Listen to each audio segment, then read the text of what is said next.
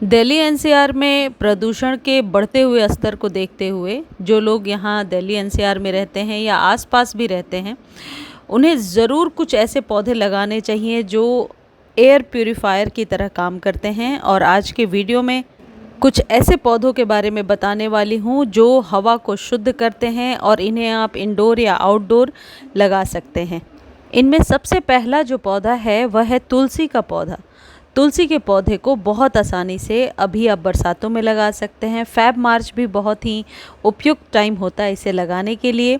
20 रुपये में ये अभी आपको नर्सरी पर मिल जाएगा। इसके लिए 6 से 8 इंच के बीच का कंटेनर रखिए और जब सॉइल बना रहे हैं वेल ड्रेन सॉइल बनाइए और हर एक 15 से 20 दिनों पर मिट्टी को एसिडिक करने के लिए चाय पत्ती का इस्तेमाल आप कर सकते हैं। घर में जो चाय बनने के बाद चाय पत्ती हम फेंक देते हैं उसे धोकर सुखाकर रख लीजिए और आधे आधे चम्मच इस्तेमाल करते रहिए।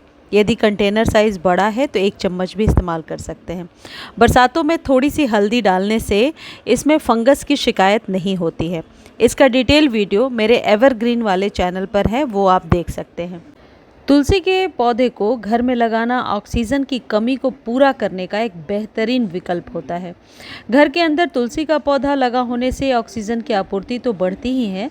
ये पौधा हवा से कार्बन डाइऑक्साइड, सल्फर डाइऑक्साइड और कार्बन मोनोऑक्साइड जैसे हानिकारक गैसों को भी अवशोषित करता है, सोखने की क्षमता रखता है।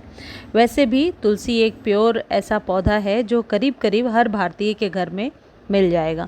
तुलसी के पौधे को बिना धूप के नहीं लगाया जा सकता। ऐसी जगह पे रखिए जहाँ पर कि डायरेक्ट सनलाइट पड़े, लेकिन गर्मियों में अप्रैल से लेकर के जून तक आपको तेज़ धूप से इसे बचा कर रखना है।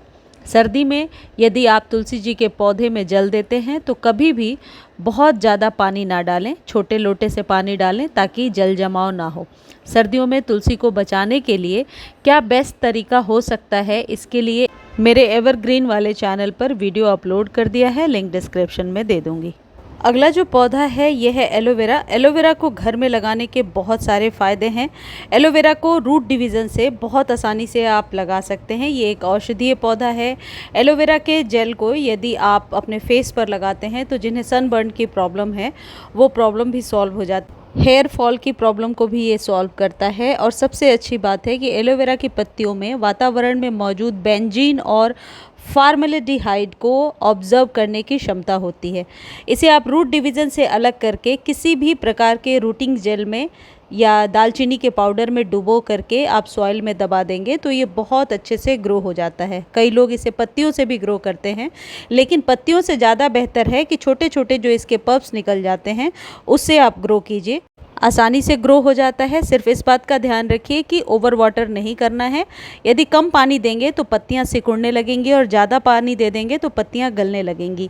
तो पानी के बैलेंस को हमेशा ध्यान रखना है।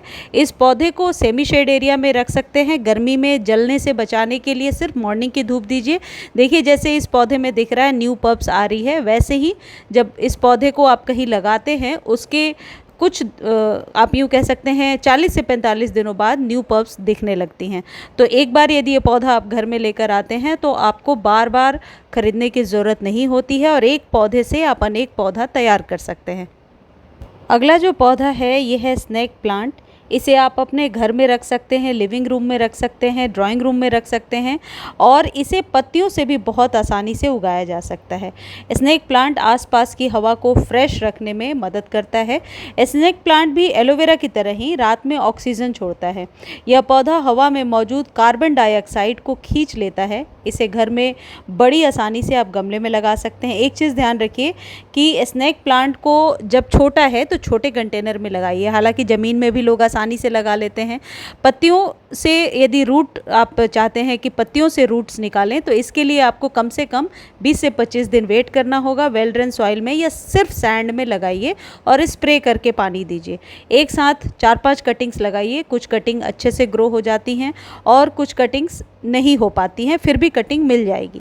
अगला जो पौधा है ये है एरिका पाम। यह पौधा आसपास की हवा में मौजूद जितने भी डेंजरस गैस होते हैं, खतरनाक होते हैं मानव शरीर के लिए, उनको एब्जॉर्ब करने की क्षमता रखता है। एरिका पाम कम रोशनी और कम पानी में भी रह जाता है। बहुत आसानी से आप इसे ग्रो कर सकते हैं। 3-3 महीने पे नाइट्रोजन युक्त खाद देते जाइए और कभी भी ओवर वाटर ना करें, अदरवाइज़ इसकी जड़ों में काले काले कीड़े लग जाते हैं जो फंगस होते हैं और बाद में ये पौधा ख़राब हो जाता है।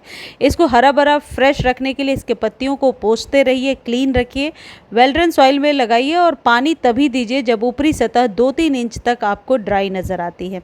एरिका पाम ऑक्सीजन की आपूर्ति के लिए बेहतर प्लांट है। इसे आराम से किसी भी गमले में लगा सकते हैं। कहने का मतलब है कि बड़े गमले में भी ये सर्वाइव कर जाता है और छोटे गमले में भी। कई लोग इसे ज़मीन में भी लगाते हैं। ये एक ऐसा लोकप्रिय हाउस प्लांट है जो करीब करीब आपको सभी के घरों में, हॉस्पिटल्स में, मॉल्स में कहीं भी देखने को मिल जाएगा। तो इस पौधे को इस बरसात में आप खरीद सकते हैं। 50 से लेकर के 150 रुपये के बीच में ये अभी आपको नर्सरी पर आसानी से मिल जाएगा। लेकिन एक चीज़ ध्यान रखिएगा, जब आप ये पौधा खरीदने जा रहे हैं तो इसके पत्तों को उलटकर ज़रूर देख लीजिए। कई बार पत्तों के पीछे काले काले फंगस लगे होते हैं और फिर वो पौधा हम घर लाते हैं और वो मरने लगता है। इसलिए इन चीज़ों का ध्यान रख के खरीदिए। अगला पौधा है स्पाइडर प्लांट। बहुत ही खूबसूरत एक हाउस प्लांट है, एयर प्योरीफाइंग प्लांट है जो शेड में ग्रो हो जाता है। इस पौधे को आप कहीं भी हैंगिंग बास्केट में लगा सकते हैं, 4 से 5 इंच के कंटेनर में लगा सकते हैं। बहुत आसानी से ग्रो हो जाता है। इसे डायरेक्ट सन से बचाना होता है। स्पाइडर प्लांट को बेस्ट प्यूरीफाइंग प्लांट कहा जाता है। इस पौधे को आप कहीं भी बालकनी में या छोटी सी जगह पर खिड़की वगैरह पे भी लटका सकते हैं। इसके जो ये पब्स निकले होते हैं, इन्हें आप पानी के ऊपर रख देंगे या सॉइल के ऊपर रख देंगे तो जड़ें अपने आप ही बन जाएंगी। सिर्फ मॉइस्चर लेकर के मिट्टी के संपर्क में या पानी के संपर्क में आने से ये अपने रूट्स को डेवलप कर लेती हैं। यह वातावरण में मौजूद कार्बन मोनोऑक्साइड, बेंजीन और फॉर्मल्डिहाइड को दूर कर हवा को शुद्ध करता है। इसके साथ आँखों को सुकून भी होता है क्योंकि ये पौधा देखने में बहुत ही खूबसूरत होता है। तो एक पॉजिटिव प्लांट है। हालांकि सारे प्लांट ही पॉजिटिव प्लांट होते हैं, लेकिन इस पौधे को आप बिना किसी देख रेख के शेड में ग्रो कर सकते हैं। तो स्पाइडर प्लांट को अपने घर में ज़रूर स्थान दीजिए।